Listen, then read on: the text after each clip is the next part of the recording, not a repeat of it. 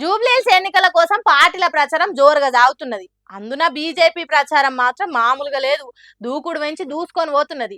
సరే, ఎన్నికల ముచ్చట జరిచే పక్కకు పెడితే బీజేపీ ఎంపీ కేంద్ర మంత్రి బండి సంజయ్ సారు మన మైక్ టీవీ ముచ్చట్లకు రాక చాలా రోజులు అవుతున్నారు.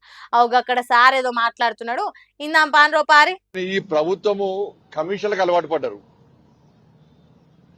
ఇవాళ ఏడ చూసినా కూడా కమిషన్లు పంచుకోవడంలో కొట్టాడుకుంటున్నారు అని చెప్పి, కమిషన్లు ఇవ్వకుంటే ఏం పనులు జరిగాయి, బిల్లు పేమెంట్స్ ఎక్కడ జరిగాయి అని చెప్పి ఇలా పూర్తిగా ప్రజల లోపల చర్చ జరుగుతున్నది. వాస్తవం కూడా.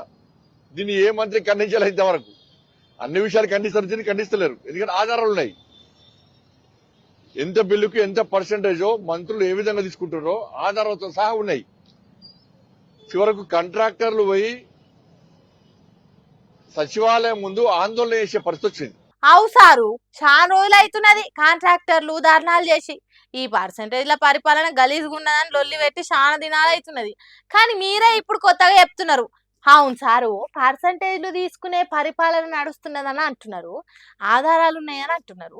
మరి చర్యలు తీసుకోకుండా ఆపుతున్నది ఎవరు సారు? మీ సెంటర్ సర్కార్ను.